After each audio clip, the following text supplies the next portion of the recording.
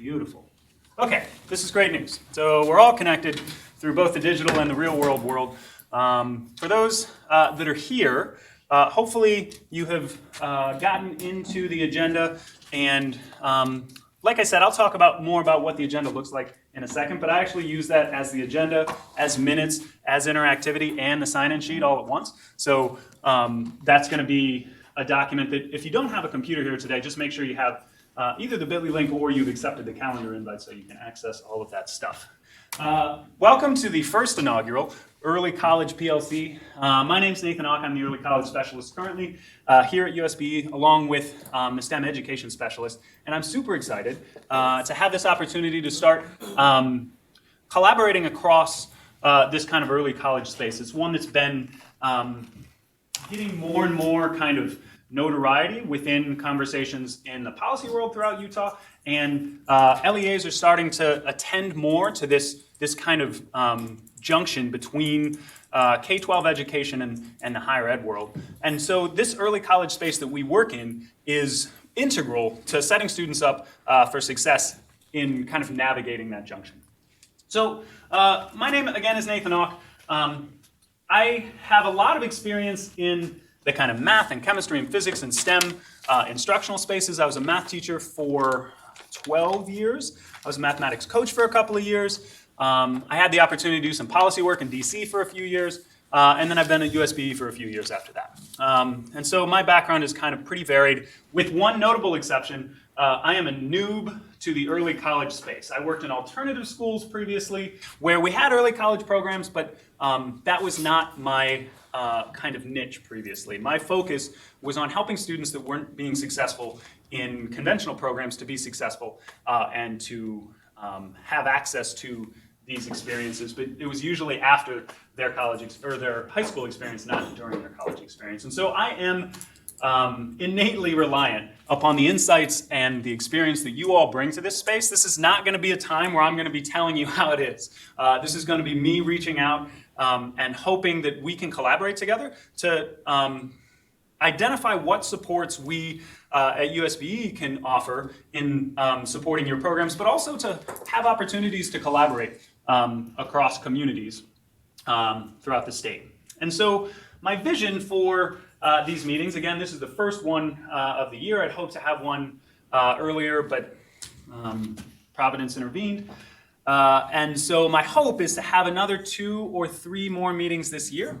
And alongside those meetings, I'm hoping that we can also schedule at the same time as the Gifted and Talented meetings, because I know that there are some in the state that have their purview is over both GT as well as early college spaces. And so in order to set you up to not have to take multiple trips to wherever we end up meeting, we'll be meeting in LEAs for the subsequent meetings after this. My hope is to have some overlap with that space. So that's the quick logistics for how we got here and who I am, but I am also interested in who you all are. So despite the fact that this is a mainstay at every meeting that you go to, even if this is the inaugural meeting, I would be most appreciative if we could go around and talk a little bit about where we come from. So the required parts are name, LEA, and title, but if we could also add just a little bit about how we landed in this early college space, that would be useful. Let's go clockwise. I'm Holly Handy, Davis School District. I supervise the concurrent enrollment program for the district. I also work out of the CTE office, and I'm the pathway director for Davis County. I've been involved with concurrent enrollment for really 25 years as a teacher, as a CTE coordinator in a high school, and then as a district coordinator. And we do a boatload of CE, and the majority of it is through Weber State University.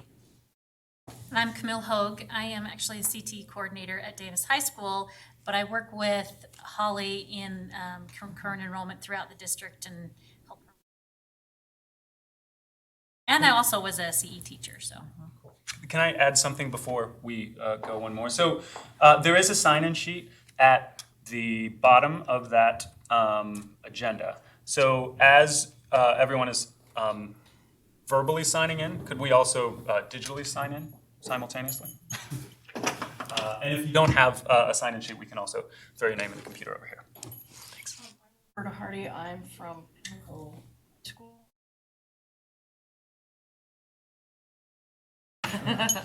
I've been doing Pinnacle.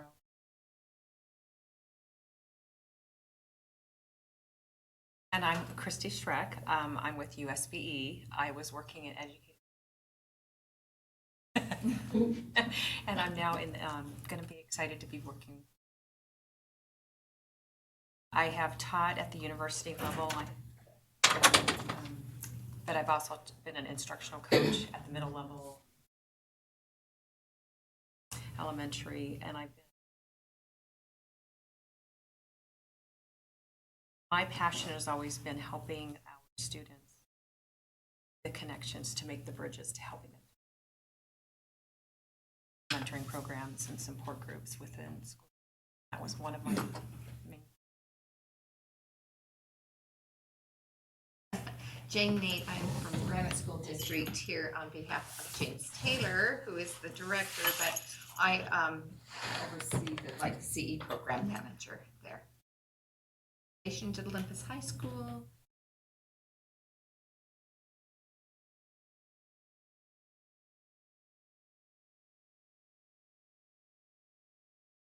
I'm Mike Lichty's the administrative assistant to the CT directors.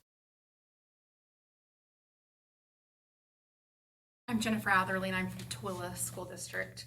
I just started this in March, and I'm the CE coordinator for the district, so I'm still trying to get my out of this meeting, so. I'm Matt Leininger. I'm the CTE coordinator at the high school.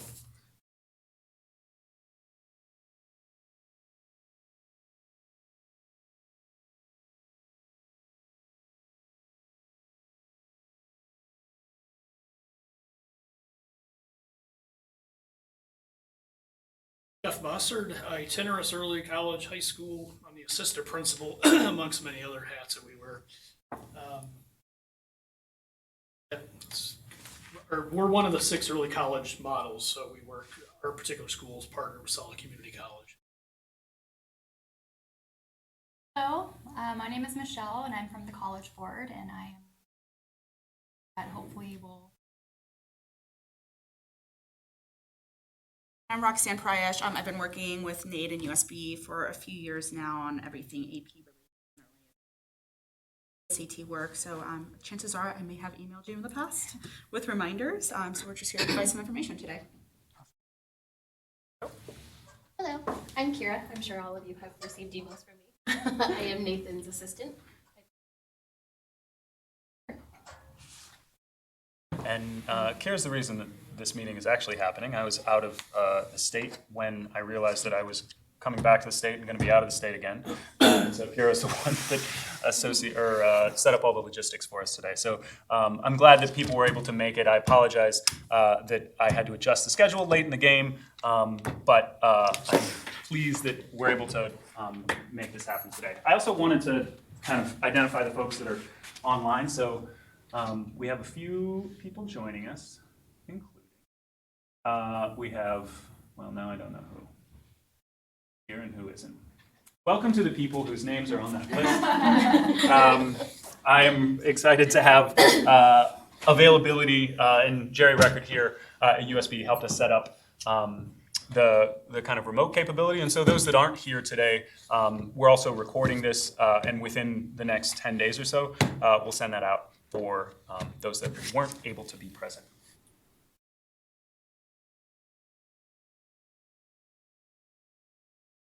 Okay, so what I want to start with is, you're going to have to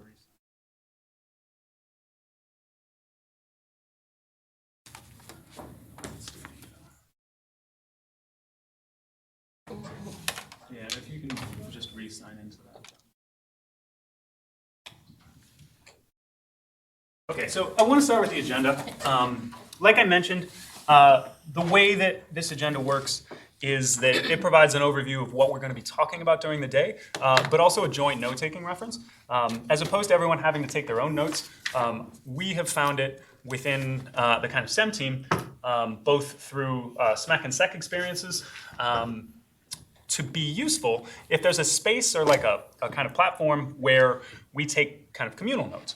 And so as circumstances or conversations come up connected to those agenda items, everyone should have editing access to that document. If you're able to sign in, then you can edit everything in there. So what I would ask you not to do is to delete the actual items, but I put bullets under the questions that we'll be talking about.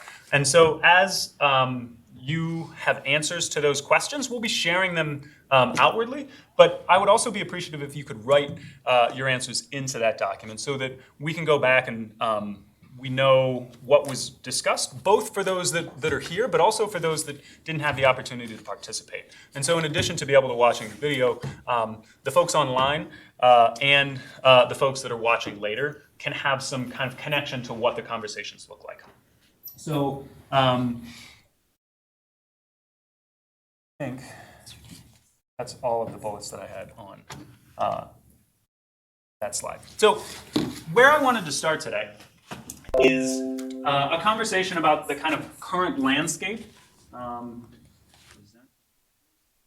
of this early college space in Utah.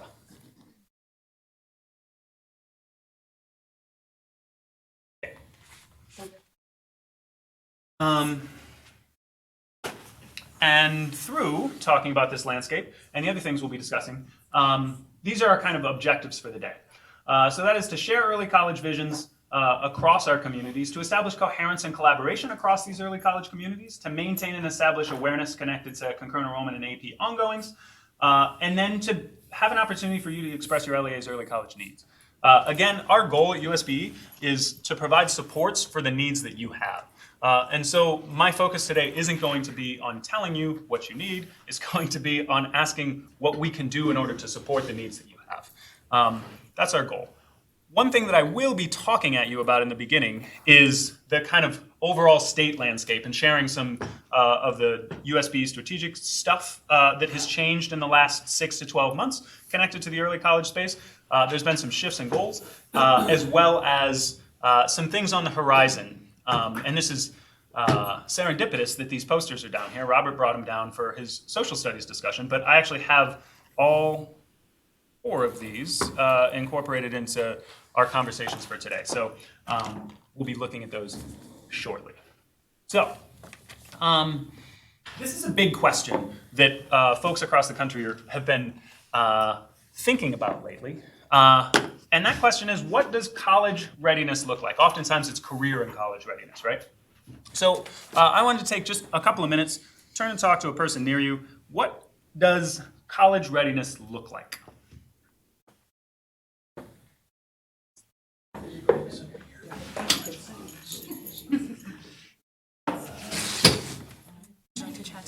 Yeah.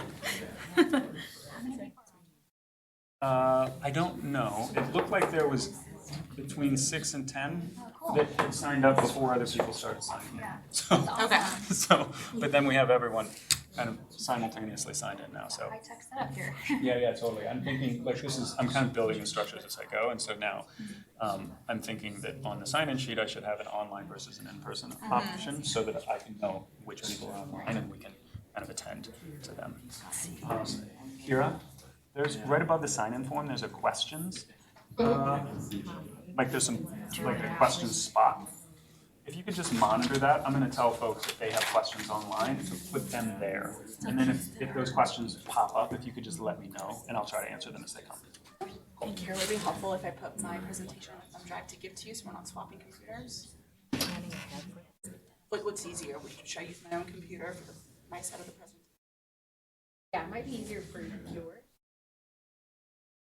Okay, his question. If that's okay. Yeah. I'm happy to. If you could wrap up those conversations.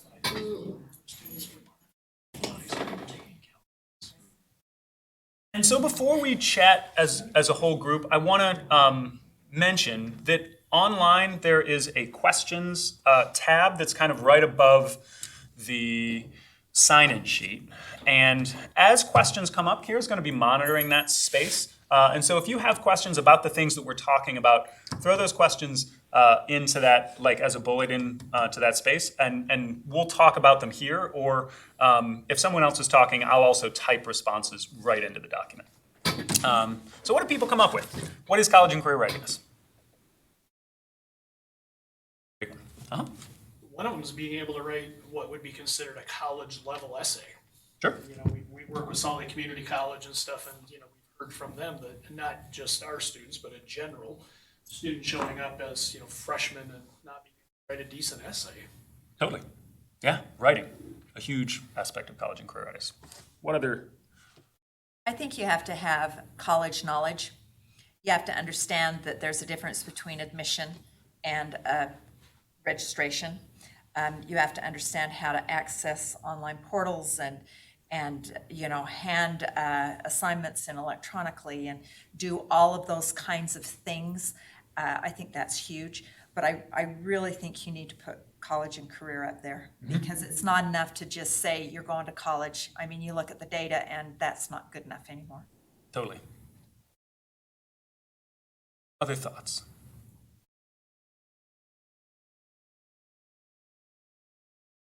Not always college.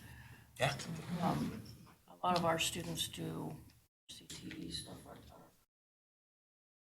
Welding student or a college student. Yeah, totally. They're going to need different skills for those. I purposely put college on this one. College and career readiness will be on every other slide you see. So, you may have heard of David Connolly before. I think he's a professor at Oregon State.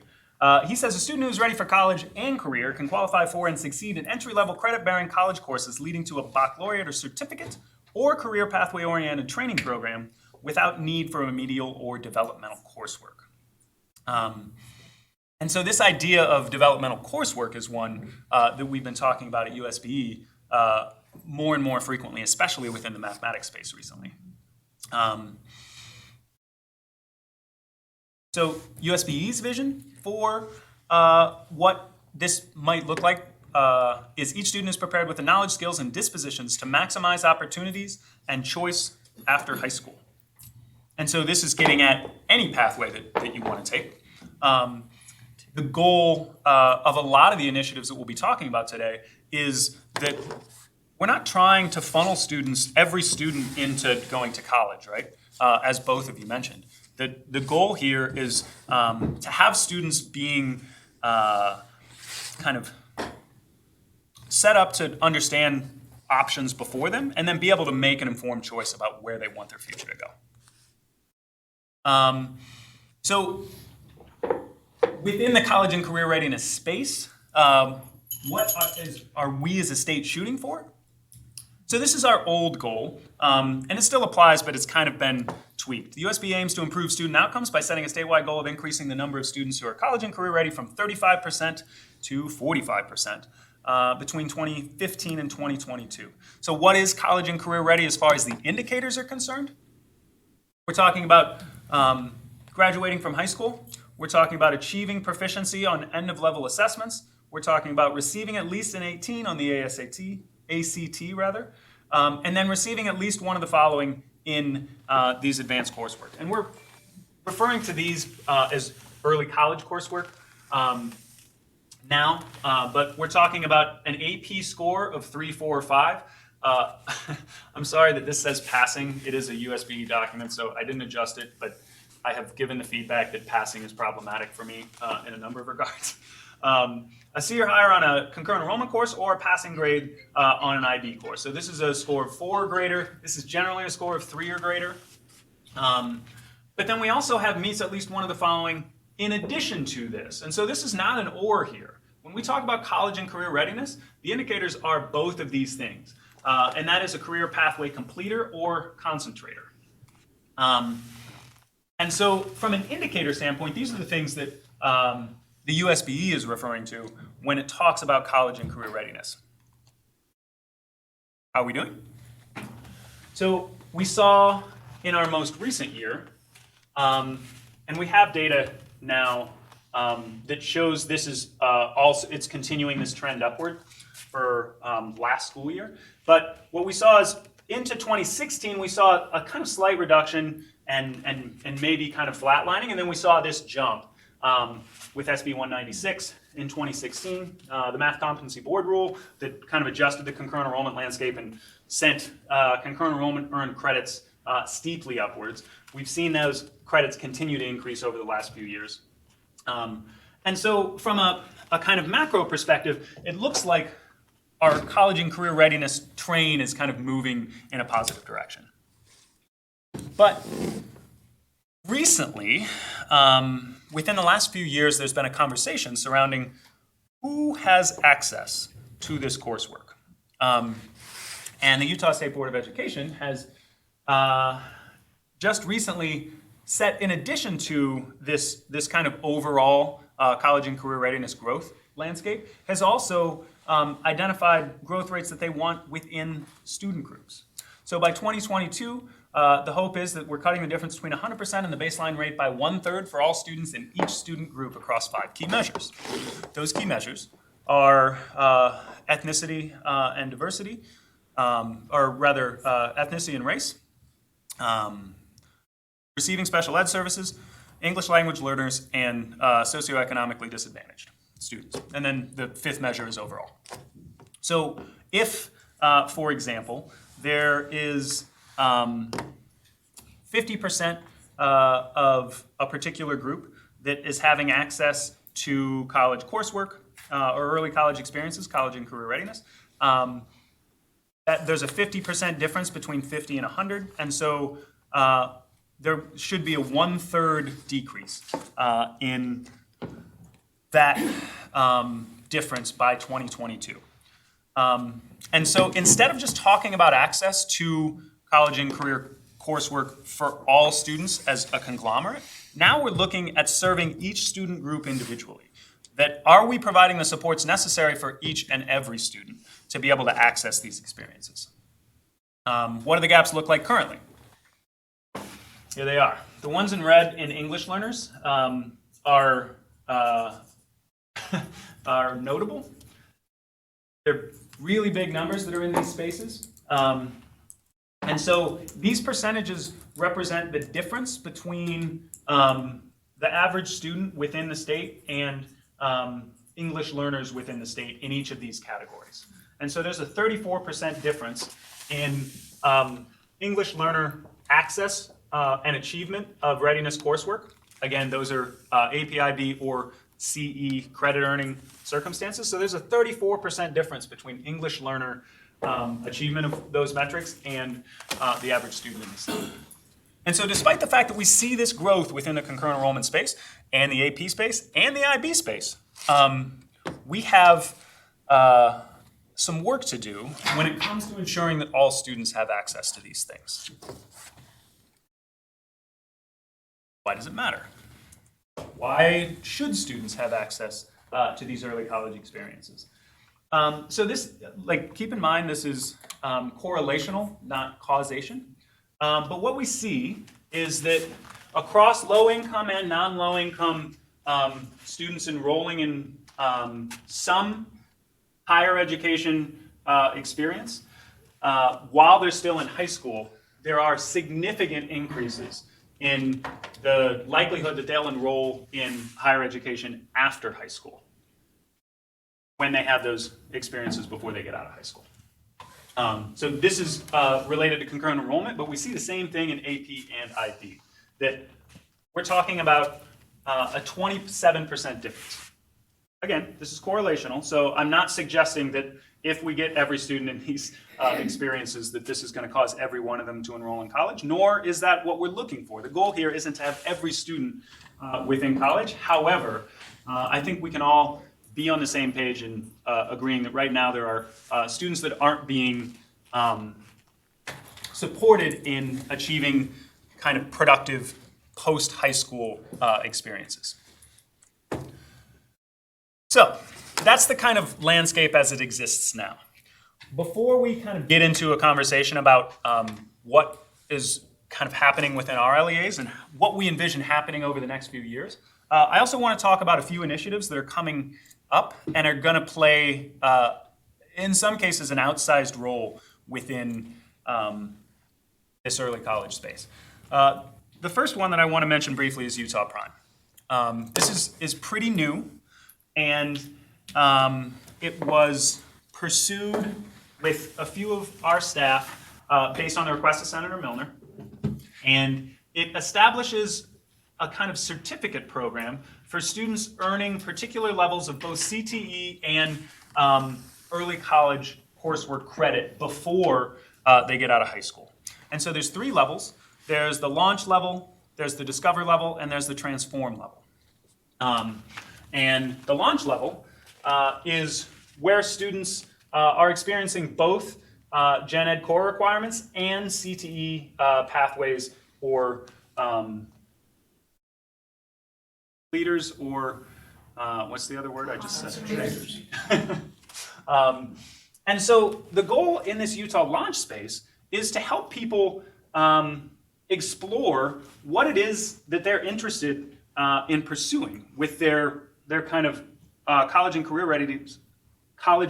ready experiences.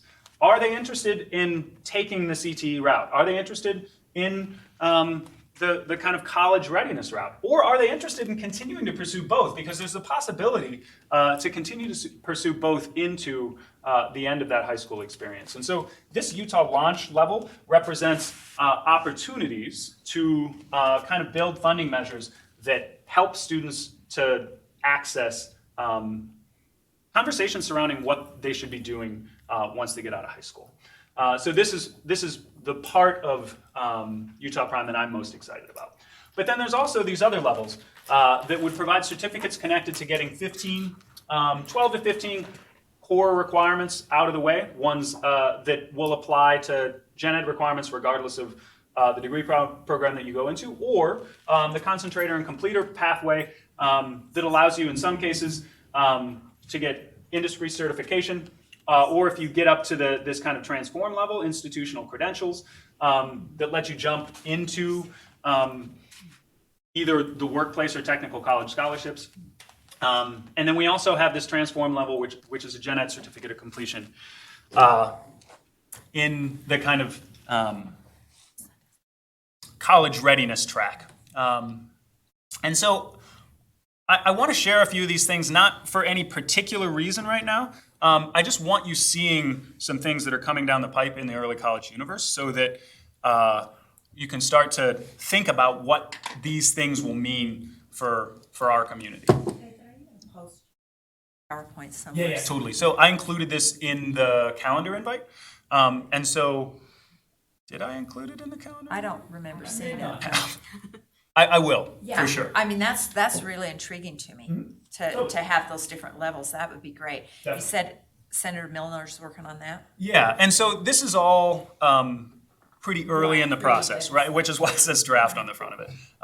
But I just want these things kind of out there initially. Utah's Portrait of Graduate, maybe you've seen it. The posters, if you're in the room, are back here.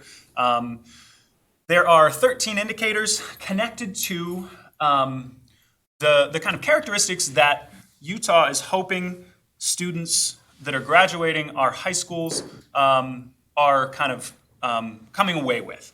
And the Portrait of a Graduate in other states, and I think this is also true in ours, has laid the groundwork for this conversation about competency-based education.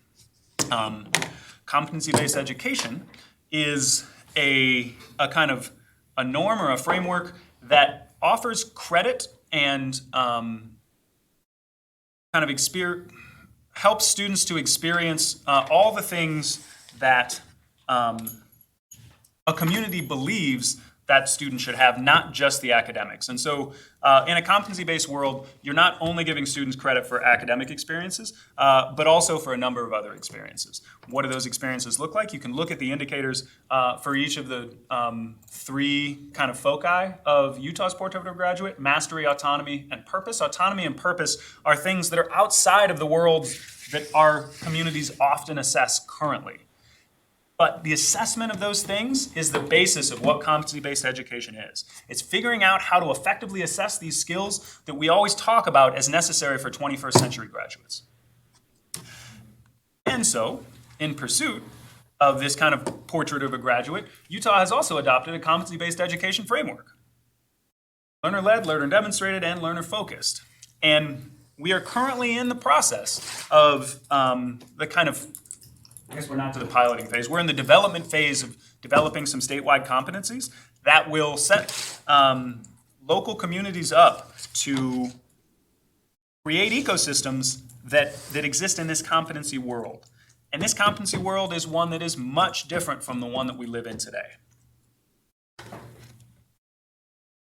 There's links in the agenda to documents that provide more information for these things. I don't have time to talk a ton about them today. I'm happy to answer what questions I can, and what questions I can't, I know people that I can refer you to as questions come up. So I don't want to have a bunch of questions about what these things are. But what I do want to have a conversation about after, that's supposed to say Chris. His name is not Christ. I apologize for that typo. That's the funniest typo I've had all year. The skill involved in a competency must be valuable 10 years from now, even if the content knowledge has not changed. And so when we're talking about competencies, the basis of this kind of shift to a competency system is setting students up to have the skills that are going to set them up for success. And as many of you, I'm sure, are aware, the system of education that we all grew up in, in large part, the kind of traditional system of education was set up for students and a citizenry to largely be successful in a workplace that required this kind of repetitive task, right? But we know from so many indicators that those skills of repeatability and repetition are less and less valuable to kind of 21st century employment scenarios. And so it's super important that our education system adapts to ensure that we're helping support students in having the skills necessary to be successful in today's world, not yesterday's world. And finally, we have a contract with Mastery Transcript Consortium. The Mastery Transcript Consortium is Mastery Transcript is a product that shifts the way that LEAs create transcripts for their students. No longer will, I'm going to change that sentence a little. Mastery Transcript's vision for how transcripts will work is that they will not be based on seat time and academic credits only, but this platform allows LEAs the freedom to identify and assess other skills, practices, and dispositions that they believe is important for students to demonstrate in the pursuit of their education. And beyond this, it also provides an opportunity for students to personalize the highlights and the pursuits that they're kind of involved in within their education. And so instead of a transcript being a piece of paper that you hand someone that says this grade is connected to this class, it can now be a digital interactive platform that tells you who that student is, what they want, and what they did in order to kind of achieve the competencies and the assessments that they experienced. So that is a crash course in a few of the things that are going to be on the horizon for this community. And so now I want to have a discussion about, like, based on where we're at. So we talked about the kind of early college landscape across the state. You know much more about your individual LEAs. And I also talked about some things that are coming down the pipe, right? We have this competency-based thing. This portrait of a graduate sets up some things that will probably end up having competencies associated with those characteristics. We have this Mastery Transcript contract that allows every LEA in the state access for free to this product. And there are some LEAs starting to use them now. Higher ed is like kind of reeling about how to deal with these transcripts. So we're in this this place of change, right? And so I'm interested in, what do you think this ecosystem looks like 10 years from now? What is similar and what things have shifted? I don't know if you've all seen that Thomas Friedman graph that talks about human understanding as a linear experience, but technological innovation as an exponential curve. And the suggestion is that that inflection point, or inflection is not the right word, that intersection point between where our ability to keep up with innovation we experienced in like 1995 with regards to a lot of different kind of technological arenas. Maybe you could argue even education. This is starting to happen. And so I think it's really important to think about what's happening 10 years from now. So maybe let's take a couple minutes, again, to just chat with elbow partners or whatever. And then let's talk about it as a bigger group.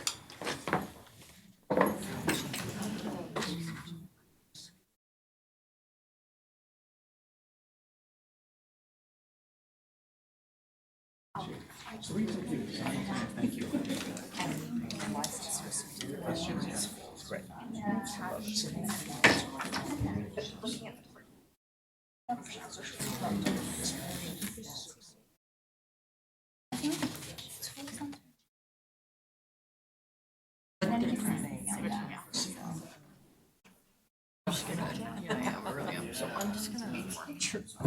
These are exactly This is what online I've heard them talking about. Thanks, Jesse.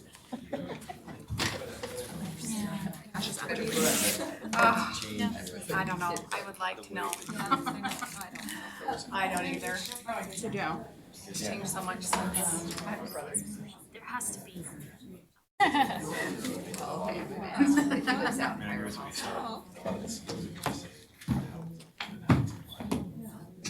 The students Yeah, it's a good question.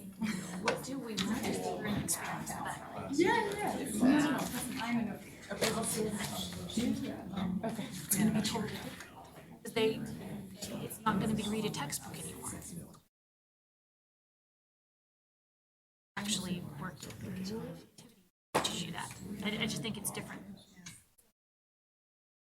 Accepting people so bad, and they teach them there. And not by reading textbook.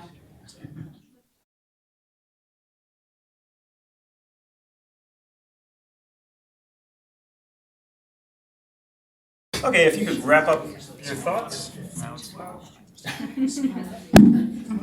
I know.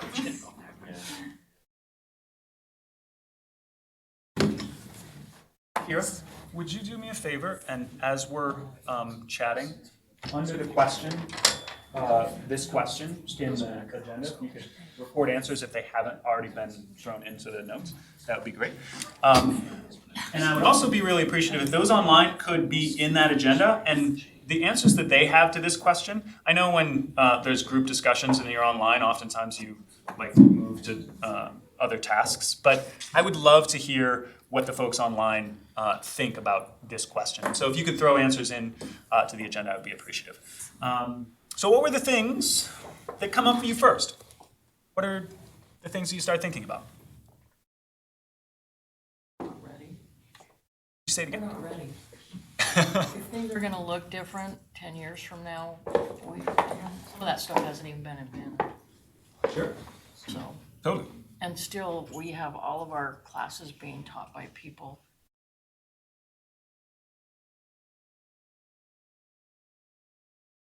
Teaching the same old way that we. Sure. So what do we do? It's going to be the next question. I don't actually want an answer to that one yet, but it's totally true. We need to build capacity in this space, huh? The question just raised more questions for us. Yeah. Is Gen Ed going to still be that important in 10 years? Yeah. Are we going to be looking at different models to get students into careers more quickly? What is going to be deemed most important in the next 10 years? Yeah. And I think we're already seeing some of that. There are a lot of industries out there that are hiring students without degrees, and they're teaching them by hands-on production type things. They're saying, okay, you come in here, we'll train you. It's not out of a textbook anymore. It's come in here and we'll train you the skills we need you to have. Not that there still doesn't need to be A well-rounded person. Yes, but- I think that that's still really, hopefully the goal will still be that, but I think it's just going to be a different way of learning a lot of these things. So maybe, can I ask a question about that, related to that?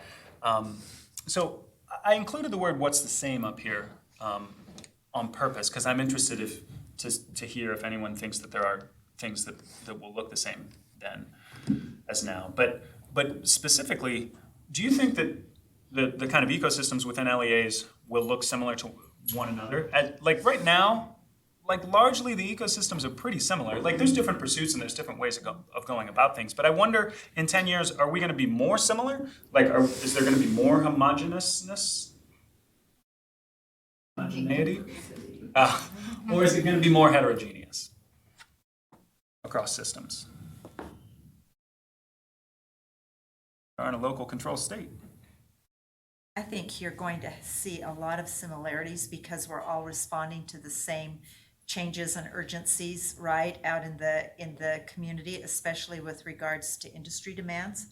I think that we're going to see that lock into time and place regarding education and completing credits and acquiring knowledge. I think we'll see a lot of diversification in how courses are offered and where kids and how kids can access content and how they can demonstrate competency. This morning I was at a high school. There was a presentation from industry with some online content that they had developed, and it was in an auto shop. And they have this nationally recognized curriculum that the kids at this high school had been able to access. And they could go through it as fast as they could, and they had to demonstrate competency and complete these modules.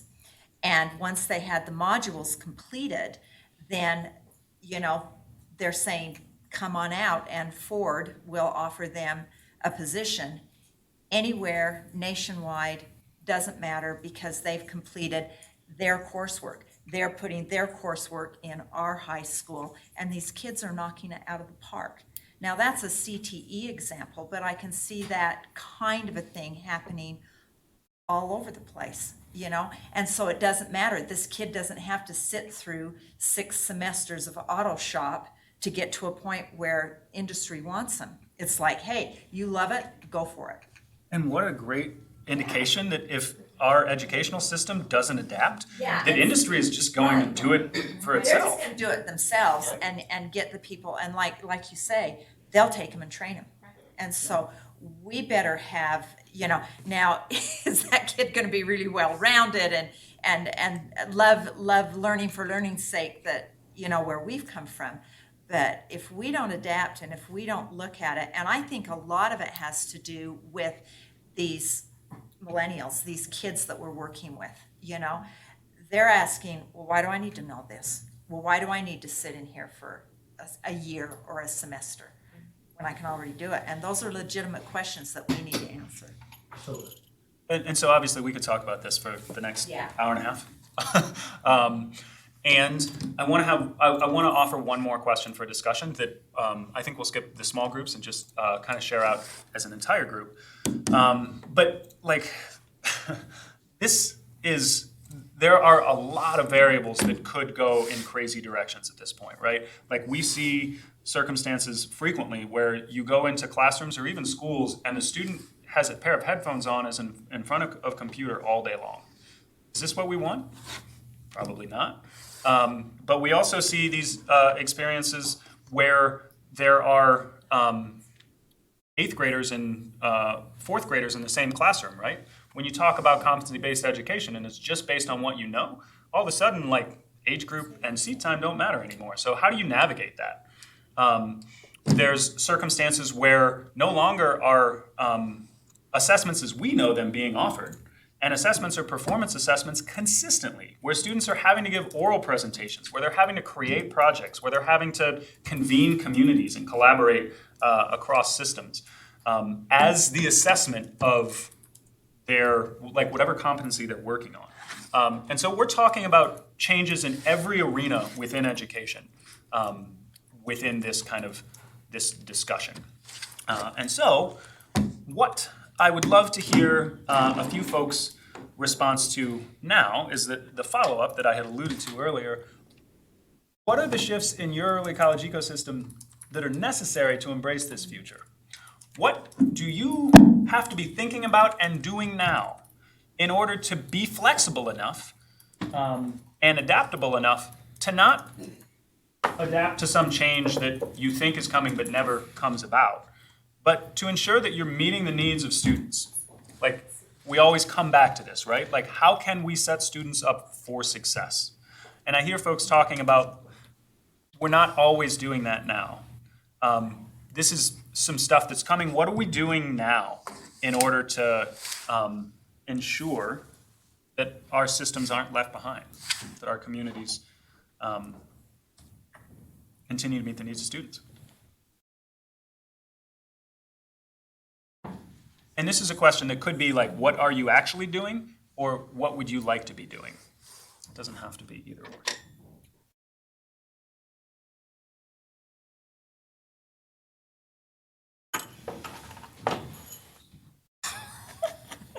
So just so you guys, I don't know how many of you have this, but in our district, in the Davis School District, we have IVC labs.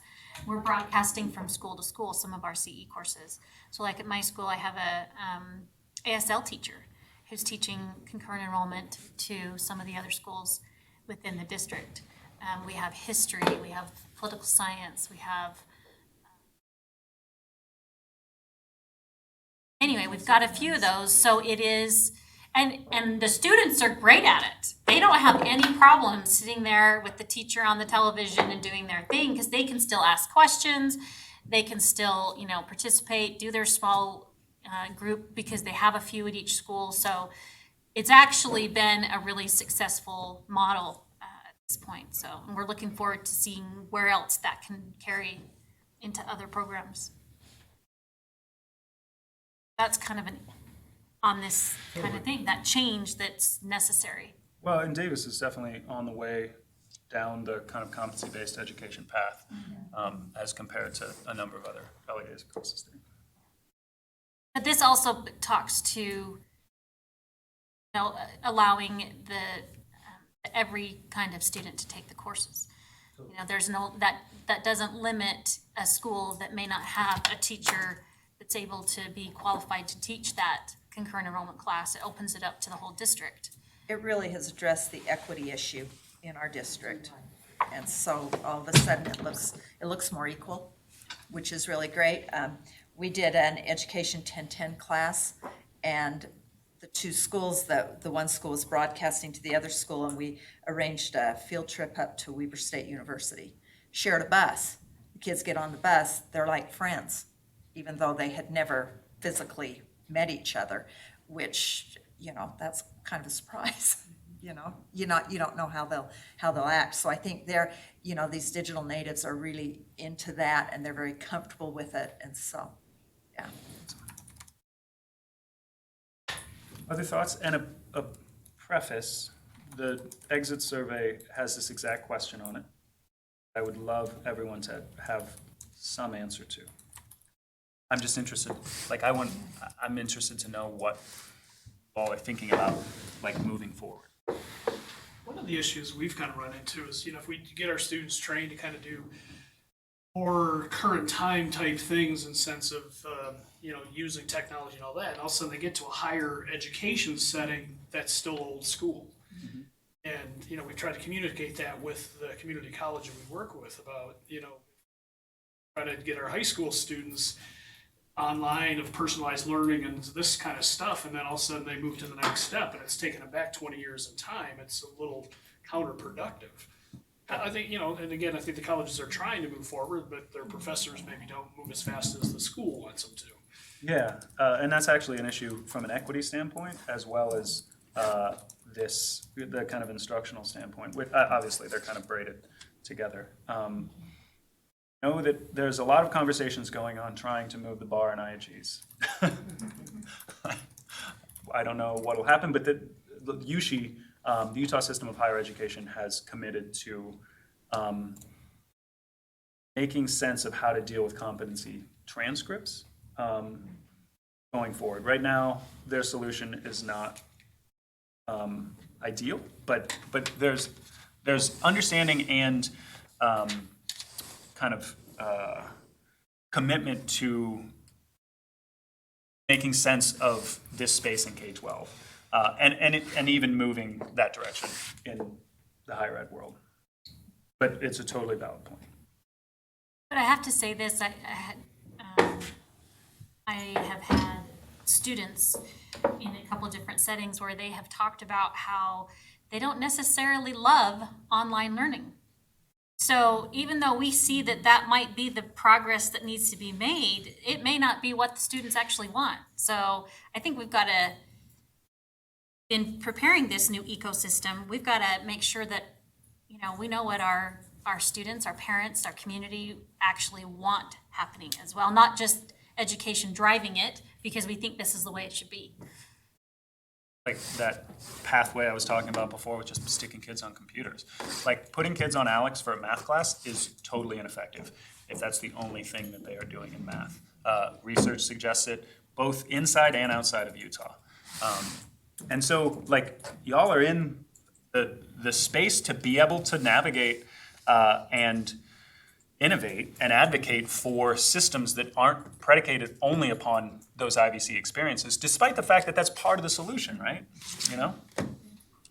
I had a conversation yesterday with a woman out of the computer science department at Weber State talking about how they're looking at concurrent enrollment courses within computer science, and both on campus and in the concurrent world, allowing a student to accelerate based on their knowledge and what they can do, right?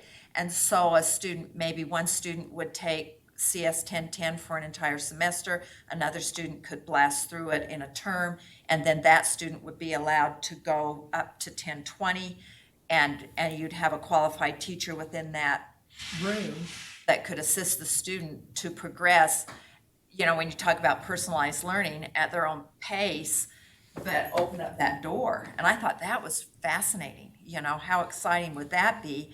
And frankly, quite shocked that they were leading out on that rather than us pushing them. It's pretty cool, the concept. And maybe that's what it looks like. You still have that classroom, you still have that teacher, but you have the ability to move along at your own pace.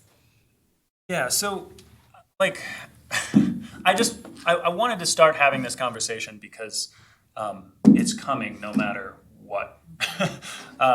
And there's so many opportunities within this space, right? Like we know more than we've ever known about what good instruction looks like, about how to serve every student in a classroom, about how to differentiate for student needs, and about the pluses and minuses of the incorporation of technology, like within the educational world.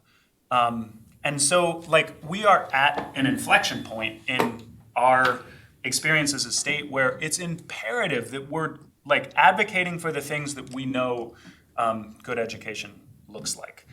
But we don't have best practices in this competency-based space. I was just at a conference for 4 days, and everyone in there is like, here's what we're doing. And I would ask the same question every presentation I was in, and that is, like, where's the data to support that what you're doing is the best way? And they're like, oh, we don't know. We just started it a couple years ago.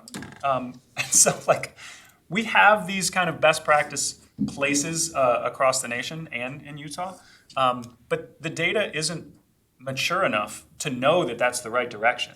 But we're still put in this place where we have to start making decisions.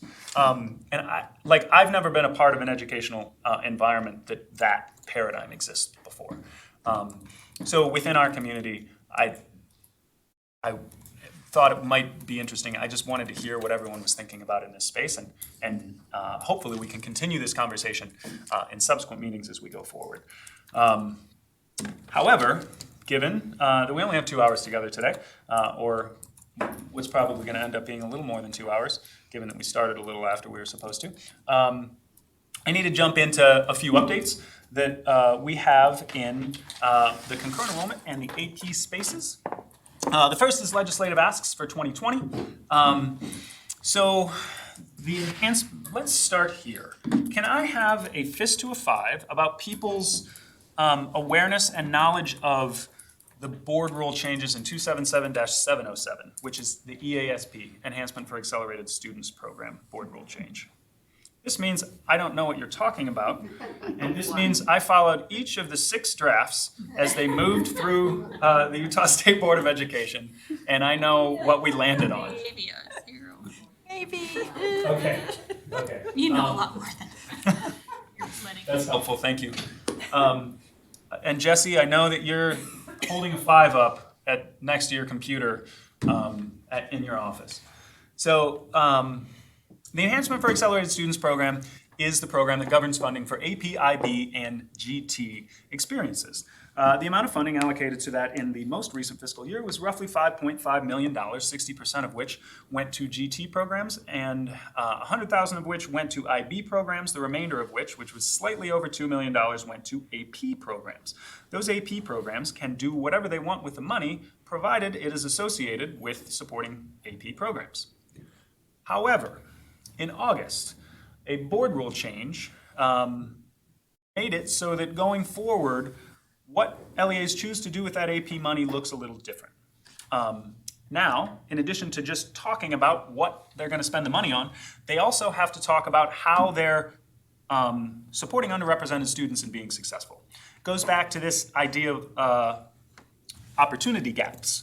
And what the board saw when they looked at the data was that even though concurrent enrollment and AP programs were growing at pretty healthy rates, that there was student groups that were not having the same access and success in those programs as other students, which caused them to start a process which has ended in the amendment of the board rule to ensure that LEAs are doing creating initiatives to close those opportunity gaps for students. So now, not only are you supporting AP programs, but you're also trying to close those gaps within students. Do you get extra money to do this work? No. Currently, it is an unfunded mandate, which leads me to our, this says only concurrent. Do I have any, did I hit the button? I hit the button. Right. So this leads me to our legislative ask for this year, and that is increase the amount of funding that goes towards AP by $1.9 million. We will know in a couple of days what priority level the board will ascribe to this business case, but they have been really supportive thus far. So what does that mean? Well, it means that it is more likely that the legislature would choose to allocate this extra money. As I'm sure you all know, related to legislative circumstances, there's always going to be question marks until March 16th or whatever the last day of the session is. And then it's going to be 11:59 before we know for sure on that last day of the session whether or not this money is allocated. But I want everyone to know that despite the fact that currently the board rule has become a little more onerous for LEAs and expecting this work to be done, that we're trying to provide extra funding to ensure that you have the kind of resources to be able to pursue that work. In addition to this extra funding, I've also asked that the funding increase is tied to AP and IB growth versus ADM growth. WPU growth, I think, is what it says in statute. So right now we get a slight increase in funding each year, but it's based on how the state of Utah's student population grows. And so what I'm suggesting is that level of funding should be based upon enrollment. And then finally, I'm also asking that underrepresented students are included in statute so that there's no conversation surrounding whether or not it is the board's prerogative to talk about closing these gaps within board rule. There was questions from some board members wondering if this was appropriate, given that there's no mention of it in statute. I think staff thought that the statute is so broad that it was totally appropriate, but just to ensure that there's no kind of confusion, we wanted that underrepresented term to show up in statute somewhere. So I'm doing the exact same thing. We have the same business case in place for concurrent enrollment, given that concurrent enrollment has a greater funding pool associated with it initially, and concurrent enrollment growth is slightly higher than AP and IB. And that should not say AP and IB. It should say concurrent enrollment growth. Sorry about that. But basically the asks are the same in both programs, is to include underrepresented students so that when we have conversations about including that in our concurrent enrollment board rule, that we don't run into the same roadblocks that we did previously, and to have funding increases associated with enrollments within concurrent versus WPU increases. That's a crash course. Questions about what those business cases look like? Cases and legislative changes, but no questions online, Kara? Okay. So a question I have for you is, how does the funding feel to you in your LEA right now? With the growth that's happening and the amount of money that you get, are you able to pursue all the programs that you want to? Are you able to talk about strategies to decrease these opportunity gaps that may exist within your LEAs? Are you able to pursue new programs that you are not currently pursuing but would like to with the amount of money that you have?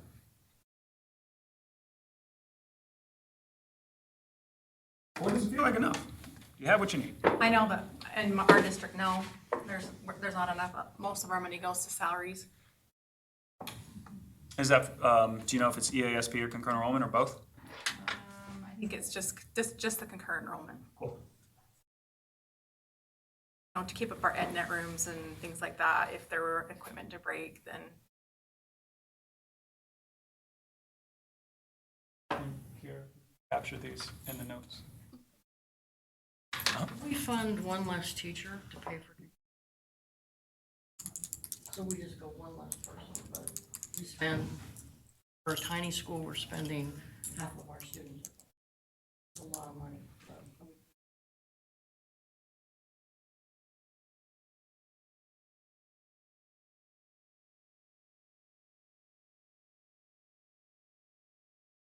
Yeah, I think a lot of it, I know in our district, is eaten up by salaries. Trying to offset the impact of some of the concurrent classes that have enrollment caps. And, you know, how do you balance that out? So, yeah, we could always use more money, but more money would also help us. I mean, you know, looking at other ways of offering curriculum like EdNet expenses, or, you know, if it goes to online, and are we providing, you know, devices for students to use? It could get really, really pricey.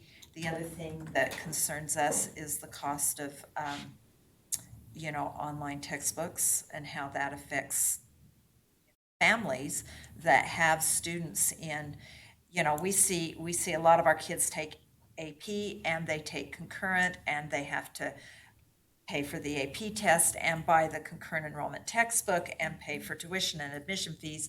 And if you have multiple kids in high school and they're all geared up that way, that could price out a lot of families. And so we're looking at ways that we can help, and again, not have that as a barrier, because we want access and equity.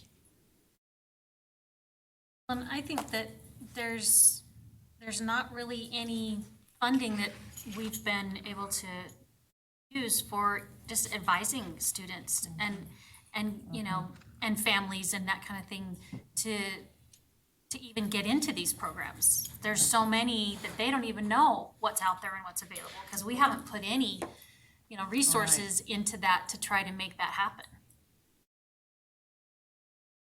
And I think that's a big breakdown in this whole trying to close that gap.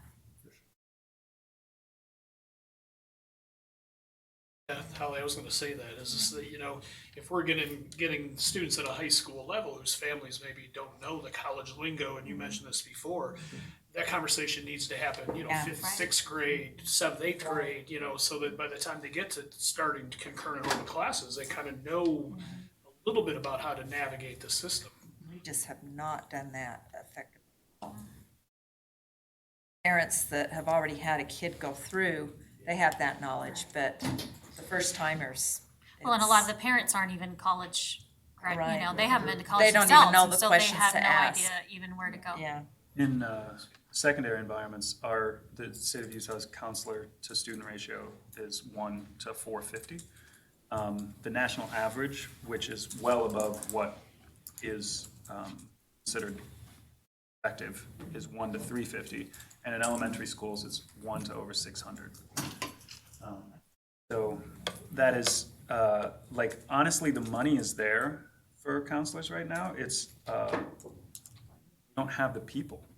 We don't have the individuals in the field to hire. Yeah, we give money back to the state every year for hiring counselors. And it's a great point. I don't know what. I don't know how to. Can't find teachers, let alone counselors. Right. No, totally. Okay, so if you have any other thoughts, I would love to hear also about these things. These are really useful for me.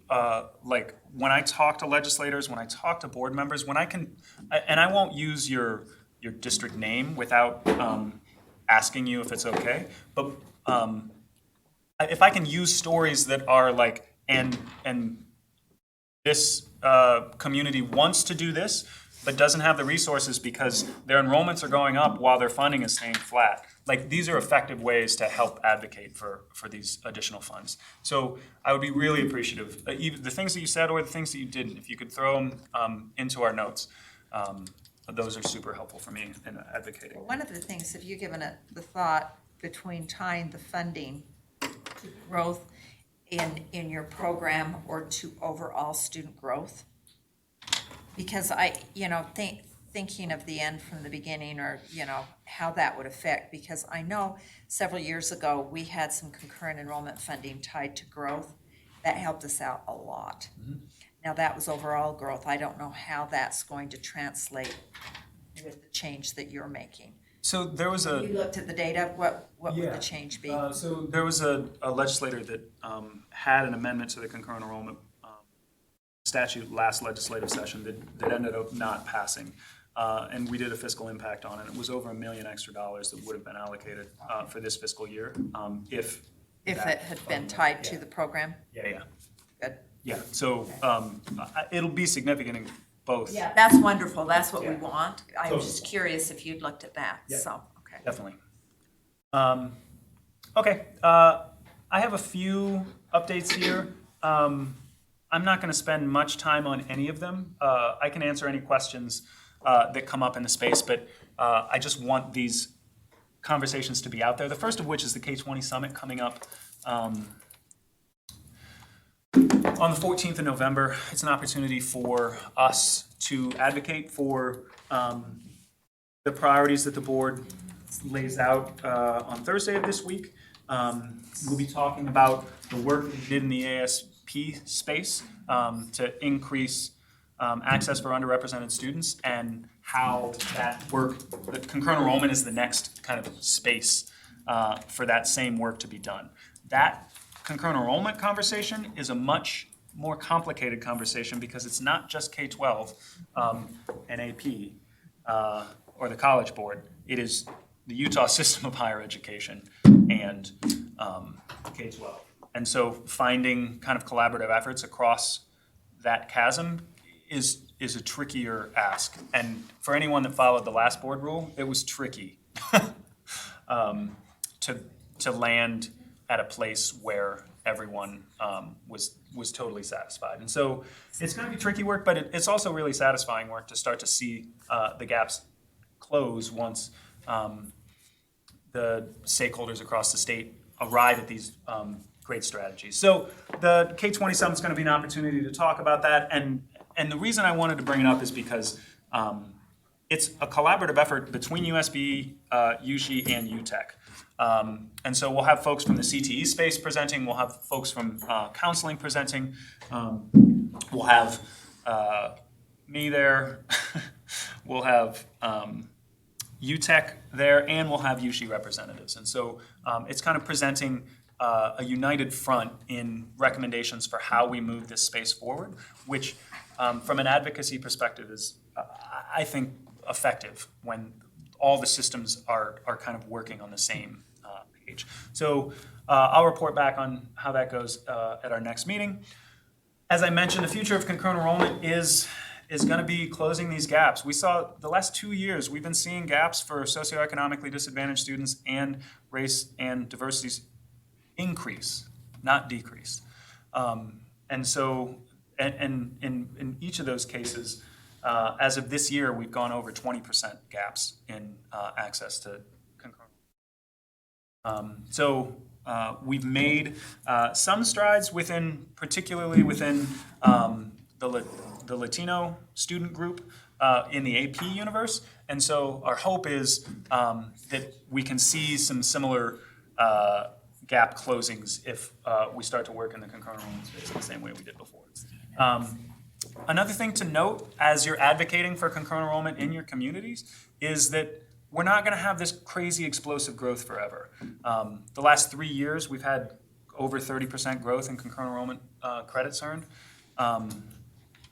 Or I didn't say that exactly right. We've had over 30,000 new credits earned each of the last 3 years. And we're not going to see that forever. And so, and we don't want to, right? The conversation isn't to have as many students taking as many concurrent enrollment and AP classes as possible. It's the appropriate number. What's the appropriate number? I don't know. It's probably going to be different for communities, but it's important to recognize that as this growth slows, the place that we still have growth to pursue is in those gaps.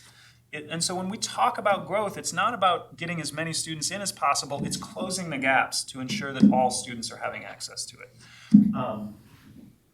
But when you say that, you contradict yourself, because when we're looking at the college-bound student, kids who think they're going to college, and you want to have greater, opportunities for kids, I don't know how the concurrent enrollment program and AP too, how they'll have to grow to accommodate those kids that aren't currently participating in the program. I mean, we're in a growing district, so we're just going to have more kids because we have more kids, right? We're growing. We're not closing schools. Plus, we want to increase opportunity, right? So how could it not grow? We might not be growing at the rate like when they threw math in, the numbers spiked. We're not going to see that. But if we're really going to grow, and especially get those underrepresented pops in there, how can we not grow the overall program, or are we going to be pulling kids out? I don't understand. That's what I'm trying to suggest is that like when you provide access for those underrepresented groups, that grows the overall program. And so we're shifting the focus from just trying to grow the overall program to growing the overall program by providing access. That's what, maybe I wasn't clear. Yeah, that was what I was trying to say. I was hearing you as well, it's not going to grow, and I thought, oh yes, it is. It is, and if we're doing our job, it should grow big time. Totally. Yeah, but what I think we will see is that, and we already saw it this year. The data is not official yet. It's leveling. But it's not going to be growing this year at the same rate that it has the last couple. I think we're starting to reach kind of carrying capacity for mathematics. And every college class doesn't need to be offered for concurrent. Mm-hmm. That's the other thing. Totally. It's like we need to look at our course offerings and focus on the stuff that's really valuable for kids. Totally. Concurrent enrollment master list applications, they are due November 15th. if you have, speaking of new concurrent enrollment classes, if you have new courses that either you or your regional institution want to offer, the 15th is the deadline to get it to USHI, and we will kind of work with USHI to work through which of those classes make sense. So remember that in this space, that if the class is already on the master list, you don't have to apply for it again if you're not offering it at your institution. There's a deadline of June 30th, I'm pretty sure, that you just need to establish partnerships with your regional institution to offer a course that's already on the list. So the only things that you need to think about in this space are courses that are not currently on the CEML, CEML, Concurrent Enrollment Master List. Questions about that? Okay. I'm going to skip for a second. They're on the slides, which I will provide afterwards, but I want yeah,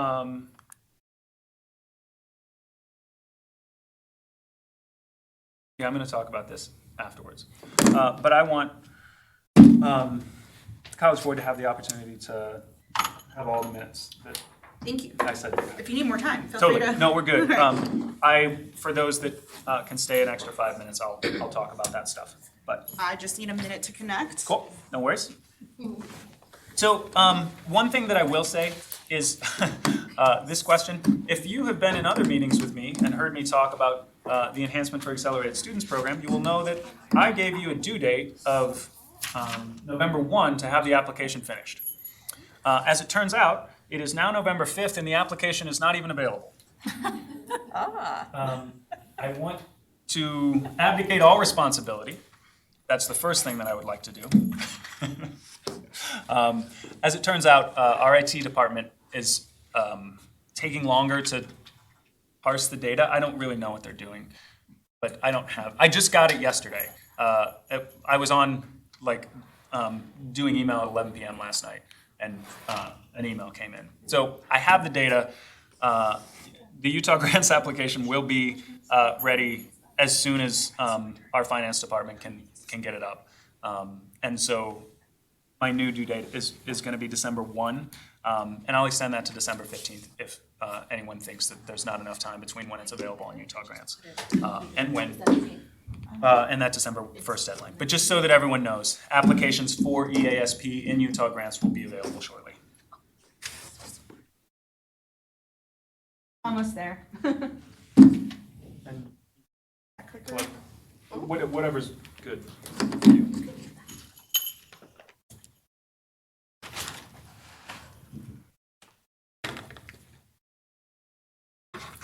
Maybe if you could talk. Yep, absolutely.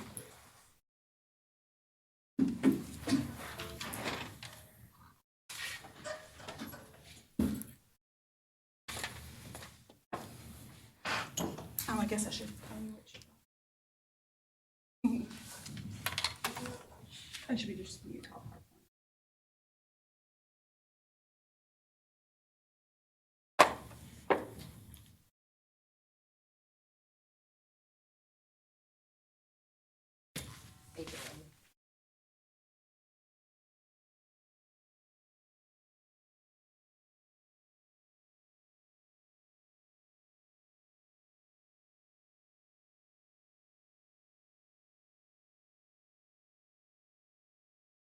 Perfect. Thanks for sending that.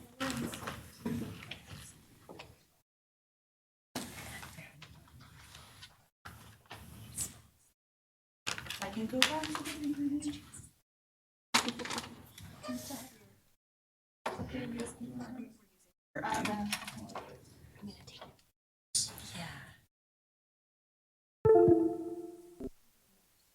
Oh, is this It's the just code? weird. Oh. So I'm trying to identify.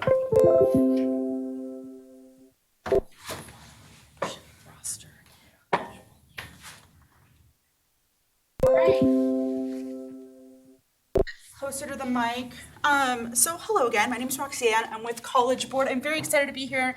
Nate, thank you so much for allowing us to join. Have a bit of an update about AP. So quick recap, Roxanne Parayash. I've been working with USBE for a couple of years now, and I'm really excited about some of the growth that's happening in the state. So I want to share some information with you about AP. I also have my colleague Michelle here. She's going to share some information with you guys about fee waivers as well. It's an area that we want to see grow in the state. So we'll definitely kind of provide you with some guidance in regards to that. Is everyone on the webinar able to hear me? Does that sound? Any issues I should be aware of? We're good? Or assume we're good to go? It sounded like the sound is good to go. Okay, perfect. So as far as an agenda, I want to quickly go over why AP. I'm not going to go into the history of AP and boringly list the 38 subject areas that AP offers, but I do want to talk a little bit about the shift in philosophy of AP. The AP that when I went to school is very different than what it is today. There is a change in the disciplinary focus of AP rather than it being like a memorization test, which honestly is what I remember doing in my AP classes 20-some years ago. We're going to talk about data. Surprise, we are a company rooted in psychometrics and research, so came here a little bit with data, a little bit of high overarching data, but we also have some information for you about your specific districts. So I've actually shared this information with some of your districts in the past. Sherry Sorensen and Belinda, for example, at Davis, Sherry Sorensen at Granite, Sherry Sauvé at Davis. So we would love for you guys to have more access to this data. We also want to make sure that you guys are aware that at a district level and all your schools have access to seeing their AP data. We find that to be a huge barrier, a huge roadblock. So wanted to share that information out with everyone. We are going to close out on a couple of key important deadlines that are coming up in just 10 days. I know Nate mentioned that November 15th is a big deadline for CE. It is also a big deadline for AP. Fun. All these things get to merge together. And finally, talk about the AP waivers.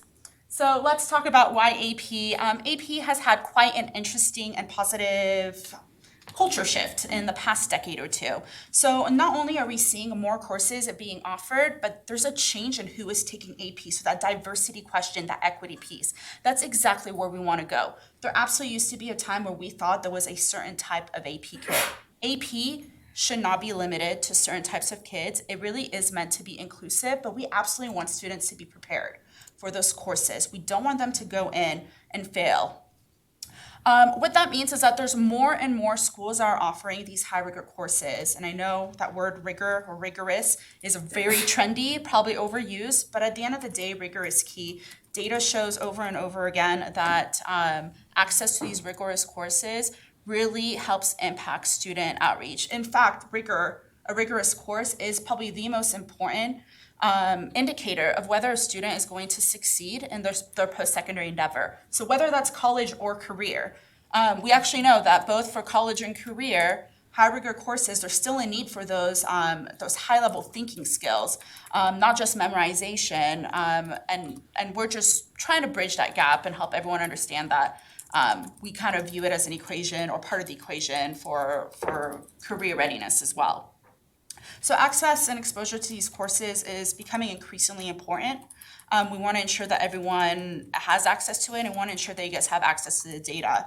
One of the things I'm really proud of AP, it's one of the bullet points I've listed there, is that AP does come in a wide variety of the interests of students. So we, of course, know how important our core classes are, our maths, our ELAs. But one of the things that I do think is really beneficial in AP and I find is often underutilized is that there are a wide array of types of AP courses. So the arts, world language.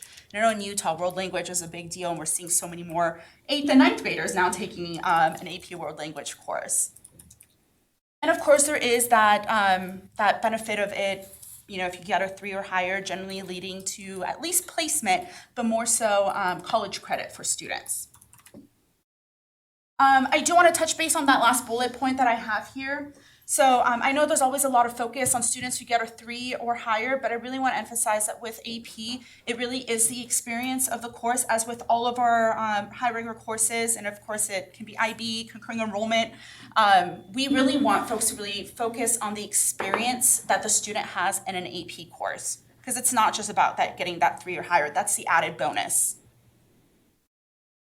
So a little bit of data about your state's performance. There has been a lot of great growth. So kind of went ahead and started doing some comparison data from 10 years ago to the graduating class of 2018. So I do not have the 2019 data yet, but a little bit of comparison between the national and the Utah data. So this is for anybody that graduated in the class of 2018 if they took an AP test. The good news is that 1 in 4 of your students not only took an AP test, but also received a 3 or higher. That is a huge accomplishment, and that's actually above the national average. Overall, there were about a little over 13,000 students in the graduating class of 2018 who took AP. This is something that we've seen grow over the past few years. So I think there's been a 3.9% increase over the past 10 years, which is huge. Utah actually kind of started at the top when you compare the 10-year gap. Overall, Utah by exams, just thought you guys would be interested in seeing the top exams that are being administered in your state. Some of the items on here are very typical. So English, language, art, literature, that's definitely some of the more popular tests that we see across the nation. But one of the things that was surprising to me was that calculus is one of your top courses, which is huge. That is not something that we see. And quite honestly, not only are a lot of students taking calculus or AP calculus, but they are also performing well, and that's huge. I know there's been a large focus in the state with calculus, so really wanted to point that out. I will say I'm surprised not to see Spanish language and culture on this list. When you look at your surrounding states, that's absolutely one of the areas that ELAs or schools, everyone is looking into. It's an easy way to generally capture a population of student that might generally be underserved. So as far as strategies, it might be something to consider as an opportunity for your students. Any questions about that? Surprises? So let's talk about the data. So again, we are a company rooted in data psychometrics. So wanted to kind of start off by sharing some very similar information that Nate, you had actually shared. So start off with just a landscape of what's happening in AP and give some high-level overview of the impact in AP and in college enrollment by major as well as completion. So the first is, I thought I'd start off by claims. So one of the claims that AP likes to make is that students who take an AP exam are more likely to enroll in a four-year institution compared to students who do not take an AP exam. So again, there are limitations to this. We are only analyzing the data that was made available through PSAT and AP, and this is national, this is not Utah specific. There is some huge, we know that high rigor courses leads to more students enrolling in college. And again, this is for all rigor courses. So I know Nate had shared some of the CE data about enrollment. I want to share some of the AP data, and I know it's very small. I will make these slides available to everyone.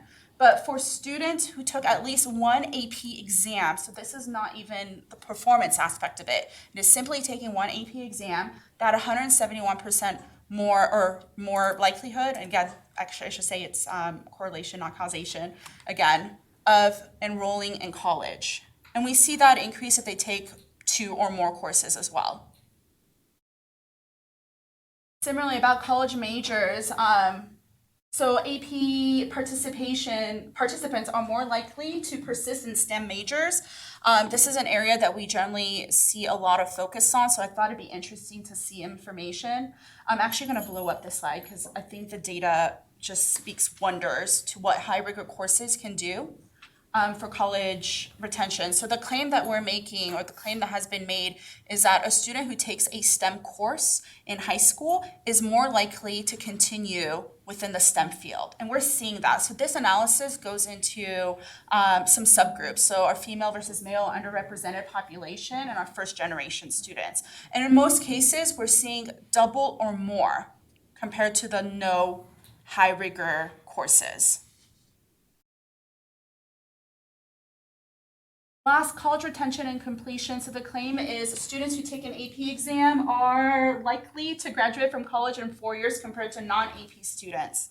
So I know I mentioned earlier that with AP, there's absolutely value in the exam, but the course itself is important and valuable. So there is a chart at the bottom right that kind of demonstrates by score band how likely that student is to continue and complete with their four-year education.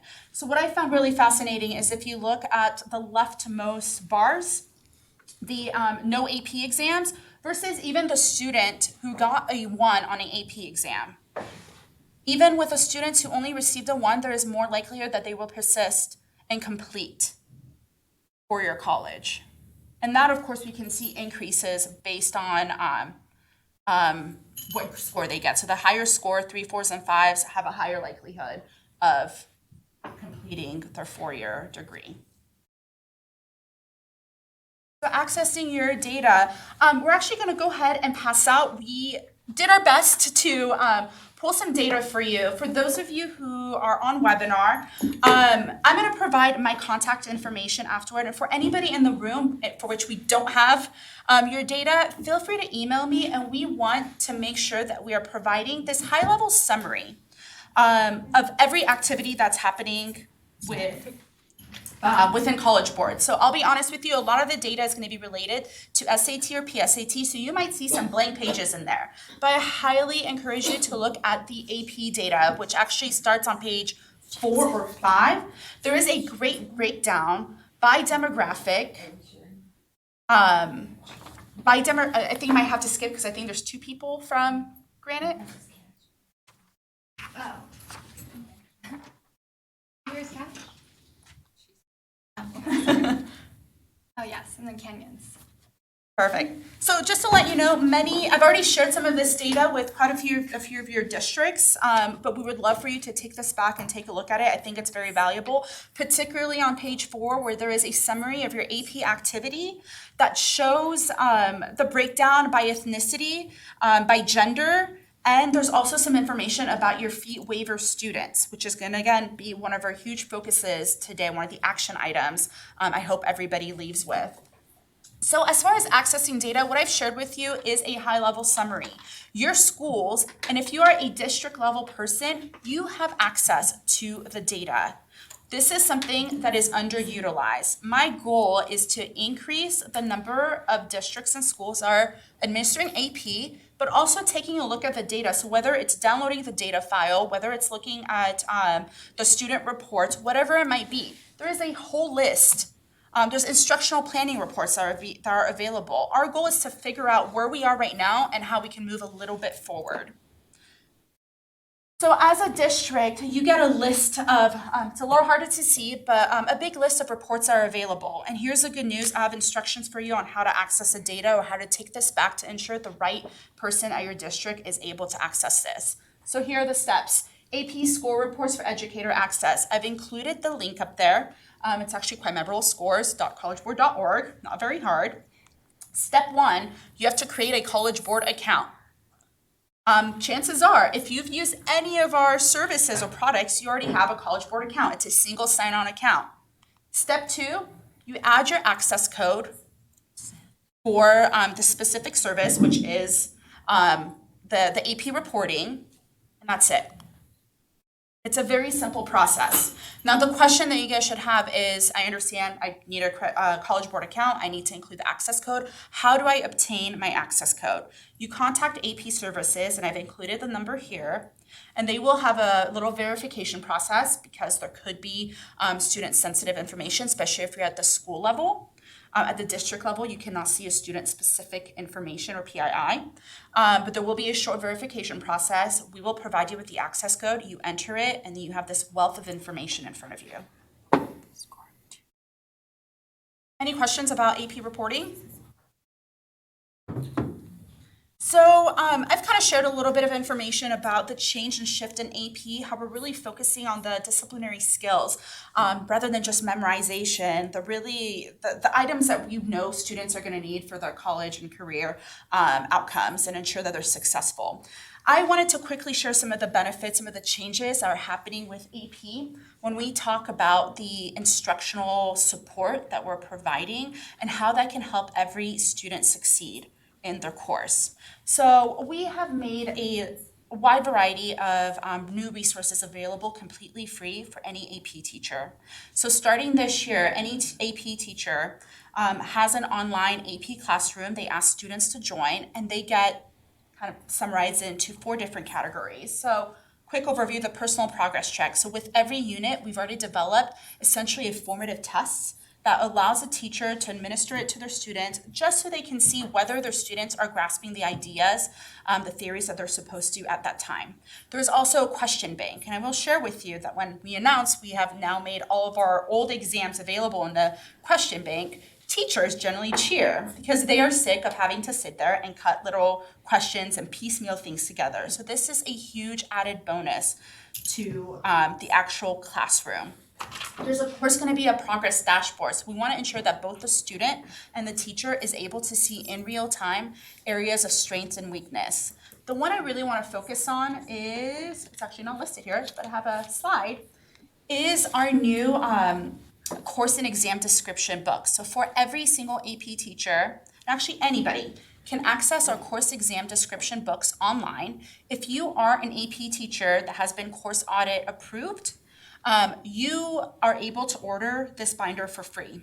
Now, when we talk about supporting our students, this is enormous. So we've developed, based on our study of thousands and thousands of schools, the best way to teach AP and some recommendations. So I'm gonna go ahead and highlight, and I may need to turn around actually a little bit here. The common themes, the common disciplinary practices and big ideas that should be taught in an AP course, and we've divided up within each unit. So for example, if you guys can take a look at those color-coded items, those are disciplinary practices. So for example, this is for government and politics, data analysis, argumentation, my vision's going back. And you can see under each unit, the number of class periods that's recommended for that specific unit, the percentage that's going to be within the AP exam. So this brings a lot of transparency into the AP course. And then within each idea, so this disciplinary practices, for example, you can see is scaffolded throughout the entire unit and rotated to ensure that there's enough practice for the student and they're truly understanding this very important disciplinary practice. Same thing goes for the big ideas. You can see them reoccurring. So within each unit guide, we've also included some helpful information for teachers, some more detailed information, ideas of projects to do in the classroom. Any questions about that? Question, so Yes. when a new teacher becomes an AP teacher, I don't know the process. They go to a training, are they getting all this information? Are they? Absolutely. So College Board does not have a requirement for who should be an AP teacher. We absolutely recommend, because it is going to be a challenging course if you don't have the background, to go into, for example, Dana Mountain AP Summer Institute. It is going to be great training. So during these summer institutes, yes, they do receive this information. It's been updated with this new curriculum. However, I know that not everybody is able to attend the 4-day training in summer. Many folks have other jobs or are on vacation. So just know that there is information online on AP Central for each individual subject area. You can click whatever your subject area might be, AP French and Culture. You will see a lot of this information that's available, including a PDF of the binder. But I do recommend that one of the things I would recommend for you to do if you are connected to your AP teachers is encourage them to order this binder, because in this first year, the binder is completely free. There is something valuable in being able to have that color-coded binder hard in front of you. So. Roxanne, can I add? Yes. This support across all of the AP courses is the thing I have been most excited about in my time working with AP. So frequently in the past when I've walked into AP classrooms and talked to teachers, there's a lot of rote instruction, and the justification for that is we have this material that we have to get through, and so we just get through the material by talking as students.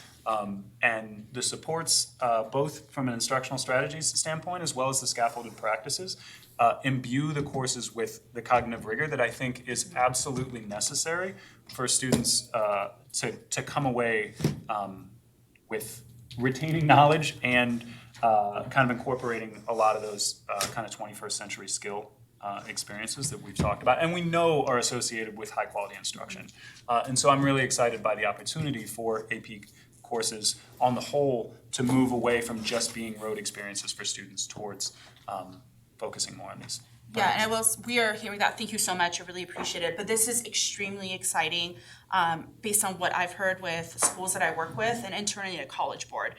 This is an absolute shift for us. We want to ensure that there is a good classroom experience for teachers and students. Any other questions? Yeah, so I just was messaging my AP teachers to see if they're doing this. So if they're not, they just go into College Board, get an account, and then it's specific to the class they're teaching, and then this will be available. Absolutely. So the key is that they need to receive the hard binder, they need to first be AP course audit authorized. And all your teachers should be, it is a process of saying, I am teaching this course. An administrator at the school says, yes, I confirm that this teacher is teaching this course. In this first year, we are waiving the syllabus requirement, unless you are a brand new AP teacher, I should say. And then once that's approved, best thing to do is Google, and probably avoid going on our website, but Google CED, course exam description form, order form. Yes? Can I ask a question? Maybe I should wait till the end, but we have an AP teacher who ordered the binder at the summer conference and still hasn't got it. Okay. Do you know what subject? I believe history, but I'm not sure. Okay, so I know it's interesting that you say that, so I'm sorry about that. I've heard this from other schools. It's something that's known. There was a back order for a couple of the subject areas where there was immense interest in these binders. So I got an update actually about a week ago that they were anticipating a new set of binders to become available and shipped out in early November, which we're right there. Yeah, thank you. And just note, so I'll share this with you as well, is one of the things that I've heard is as schools are trying to expand their AP programs or simply for good PD for all teachers, they're simply downloading the PDF and sharing it with teachers outside of their AP teachers, just in preparation, like telling them this is where we want our students to aim to be eventually. So something to consider as well, because that information is available to everyone. Any other questions? So on another note with AP 2019-2020, this is the first year where the early ordering deadline has kicked in. We have done a lot of work over the past 2 years to prepare folks for it. I'll be honest with you, about half the schools say, you know, I've already done early ordering, or if I have a student AP, they are expected to take the AP exam, and about another 50%, the other half say this is freaking us out. We don't know what to do. This is a new process change. Schools have received training. They are receiving many reminders. I am working with many schools and providing reminders as well. But one of the asks I have of you today is that if you have the capacity, or if there's somebody within your district, with some of the ones I've already done this work, but especially for those of you over the phone, over the webinar, is let your district contact know that deadline, November 15th, is just 10 days away. Students need to be enrolled in the classroom before the AP coordinator can place an order for them. So again, we are communicating this, but I know that oftentimes with the many emails that we might send, those emails can go ignored, and I know how valuable it can be if that information is coming from a district level, administrative level. So the impact of that, the reason why this November 15th deadline is so important is that if a student does not place their order, or the APC, the AP coordinator I should say, does not place their order by November 15th, there is a $40 late fee. My goal is to minimize that as much as possible. And generally the question I get is, what if I have students that transfer in? For students that transfer in or out, that late fee is waived, so you should not have to worry about that. It is only for your students that are currently in your school. All right, I'm gonna go ahead and turn it over to Michelle. Another area of focus is fee reductions. So how many of you are familiar with AP fee reductions already? Okay, great, because I can tell you about them. So basically at the College Board, we offer a $32 fee reduction per exam for students who have, or rather show, financial need. So schools are expected to forego their $9 rebate for these students, which results in a reduced cost of $53 per exam. We have additional information regarding eligibility requirements online on our website if you go to apcentral.collegeboard.org. And we also list the criteria that can be used for determining whether students are eligible for fee reduction. So please be sure to take a look. We are also happy to announce that this year, in addition to the AP changes, we have made improvements to the process of indicating fee reduction status. So in the past, what would happen is that basically AP coordinators would have to bubble in the fee reduction status on an answer sheet prior to students sitting for the test. And then for AP Chinese and AP Japanese, there was a separate fee reduction form that would have to be filled out. But starting this year, we eliminated all of that to make it easier, and basically AP coordinators can go into the new AP registration and ordering system in order to indicate fee reduction status for the students who qualify. With that being said, we've also made it possible for schools to indicate fee reduction status earlier in the school year. So rather than waiting until the April 30th deadline, schools are now able to make any necessary or indicate any necessary students as fee reduction eligible at the time that they place their AP exam order. So what that means is that even right now, AP coordinators should be working on identifying fee reduction eligible students and indicating them within the AP registration and an ordering system online. That being said, so access continues to be an important goal at the College Board. And what we did is we took a look at AP participation and performance data from the class of 2018, and we found that there is opportunity in Utah to close the equity gap whenever it comes to AP for low-income students. So we saw across the board that participation and performance is not representative of the population of low-income students that exist. So by that, I mean of the total amount of exam takers, only 10.1% of them were utilized a fee reduction, and of the exam takers who scored a 3 or higher, only 9.4% of them used a fee reduction.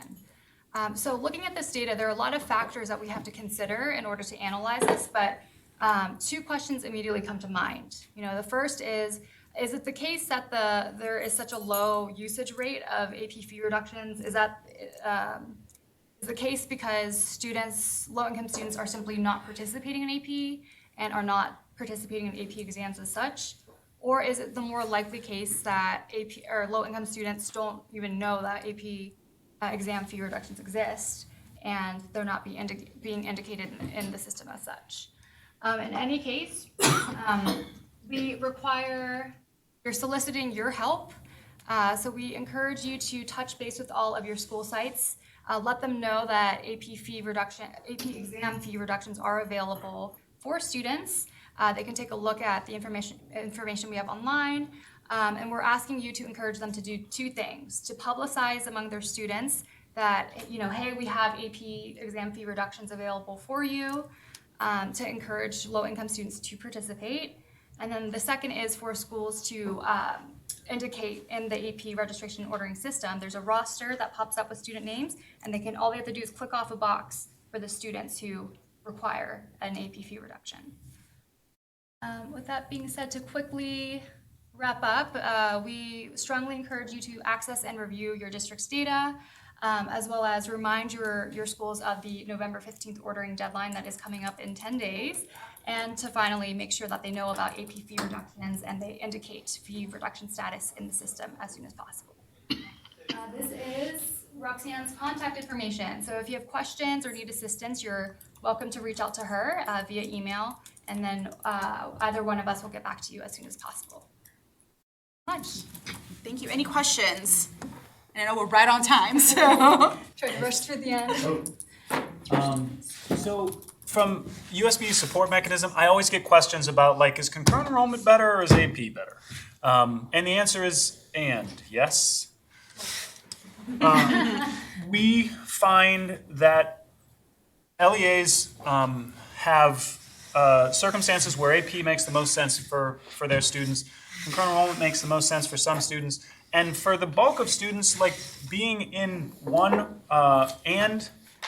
like both is like their kind of best case scenario because well, I don't have time to talk about all the reasons that folks talk about it, but the point is we're supporting both of them from the state level.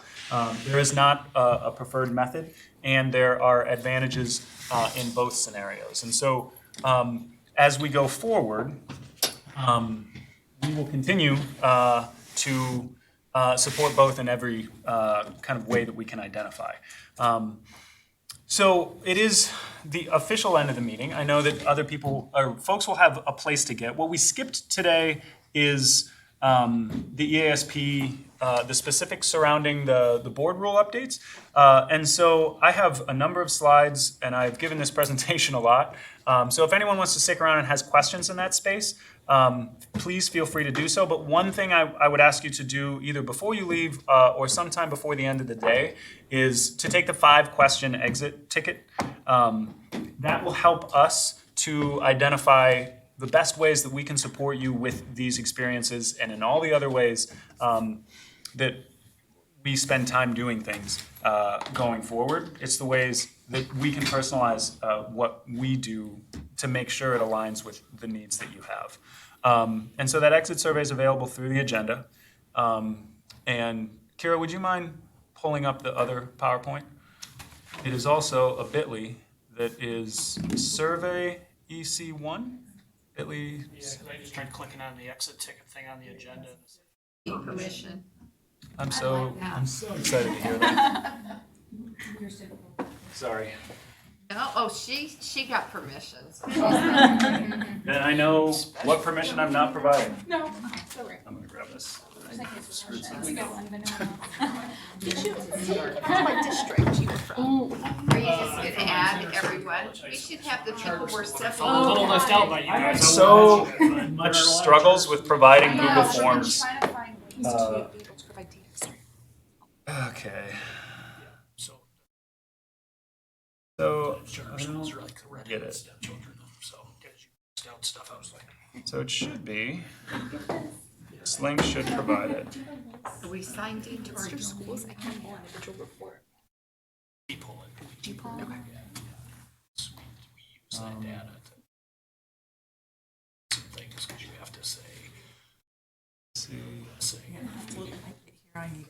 Yeah. So our focus is much more concurrent.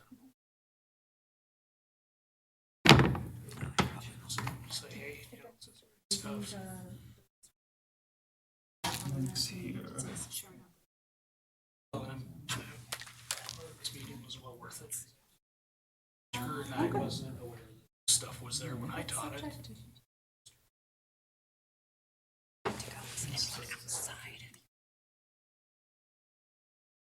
Can someone try the link again?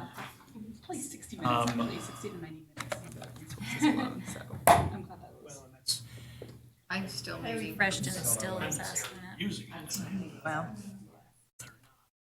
No. Restricted to users, I don't want to. Okay, good call. I think we got it. I hope we got it. Can you try one more time? Yep, legit, okay.